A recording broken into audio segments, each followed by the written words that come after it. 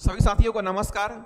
चलिए आज की अपनी इस हिंदी क्लास में हम देखने वाले हैं कि स्वरों के विभाजन में कई बार एग्जाम में पूछा गया है कि निम्नलिखित में से कौन से स्वर मूल स्वर होते हैं, कौन से स्वर आपके दीर्घ स्वर होते हैं और कौन से स्वर संयुक्त स्वर होते हैं। तो चलिए समझते हैं आसानी से और देखते हैं। तो देखिएगा कि कौन कौन से स्वर हमारे दीर्घ स्वर होते हैं, कौन से स्वर हमारे संयुक्त होते हैं और कौन से मूल स्वर होते हैं। तो स्वरों के विभाजन में सबसे पहला आता है जब हम स्वरों को विभाजित करते हैं तो स्वरों के विभाजन में सबसे पहला आता है उत्पत्ति के आधार पर या बनावट के आधार पर। उत्पत्ति के आधार पर स्वर, उत्पत्ति के आधार पर स्वर। तो देखिएगा उत्पत्ति या बनावट के आधार पर जो स्वर होते हैं वो बेसिकली दो प्रकार के होते हैं। पहला होता है हमारे पास में मूल स्वर, पहला होता है मूल स्वर और दूसरा वर्ग होता है, इसे हम कहते हैं संधि, संधि स्वर या संधि स्वर। क्या कहते हैं? संधि स्वर या संधि स्वर।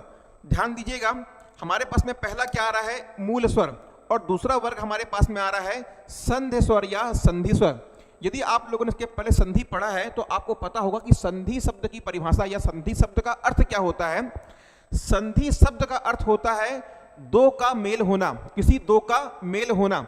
और यहां पास में क्या बोल रहे हैं? संधि स्वर, मतलब यहां पास में किसका मेल हो रहा होगा? दो स्वरों का मेल हो रहा होगा। तो देखिएगा परिभाषा समझते हैं। परिभाषा क्या बोलती है?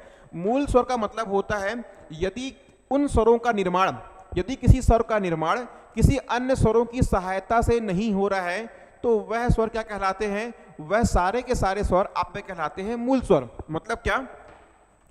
यदि ऐसे स्वर जिनका निर्माण या उत्पत्ति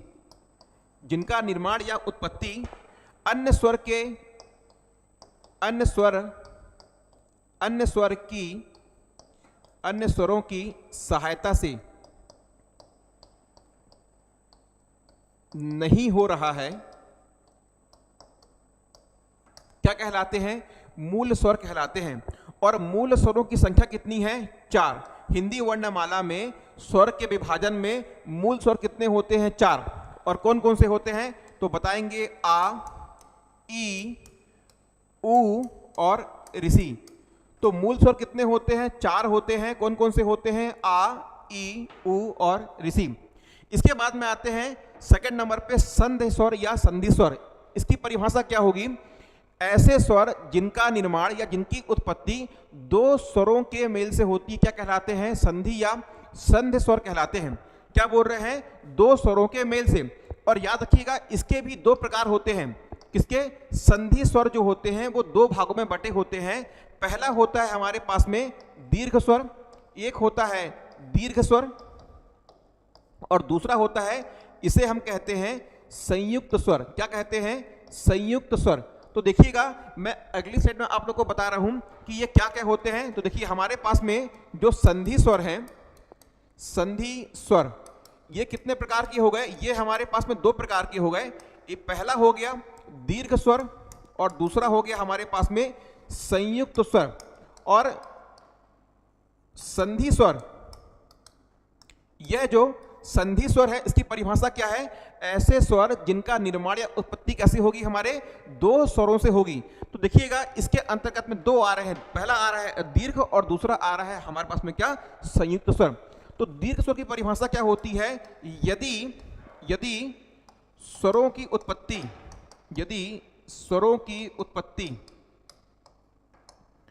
दो समान स्वरों से हो तो क्या कहलाते हैं? वह दीर्घ स्वर कहलाते हैं। तो देखिएगा हिंदी वर्णमाला में जो स्वरों के विभाजन में दीर्घ स्वरों की संख्या कितनी बताई गई है? किसके आधार पर? उत्पत्ति और बनावट के आधार पर। तो इनकी संख्या कितनी होती है? इनकी संख्या होती है बेटा 3। और कौन कौन से होते हैं देखिएगा। तो सबसे पहले होता है बड़ा आ, फिर होती है बड़ी ई और फिर होता है हमारे पास में बड़ा ऊ। तो देखिएगा ये किससे बनता है? ये आ और आ से मिलकर बनेगा। बड़ी ई किससे बनता है? ई और ई से मिलकर बनता है। और बड़ा ऊ किससे बनता है? ऊ और ऊ से मिलकर बनता है। तो देखिएगा यहाँ पास में क्या आ रहा है, परिभाषा ये बोलती है यदि दो स्वरों की उत्पत्ति दो समान स्वरों से हो तो क्या कहलाते हैं, वो आपके दीर्घ स्वर कहलाते हैं। और इसके बाद में क्या आ रहा है, संयुक्त स्वर। तो देखिएगा इसमें क्या होगा, यहां भी क्या है, दो स्वरों से ही उत्पत्ति होगी, दो स्वरों से उत्पत्ति होगी। लेकिन ये दोनों स्वर कैसे होंगे, बोलो, ये दोनों स्वर कैसे होंगे, ये दोनों भिन्न स्वर होंगे। कैसे होंगे, भिन्न भिन्न। या हम क्या बोलेंगे, दोनों कैसे होंगे, या हम बोलेंगे असमान स्वरों से, असमान स्वरों से।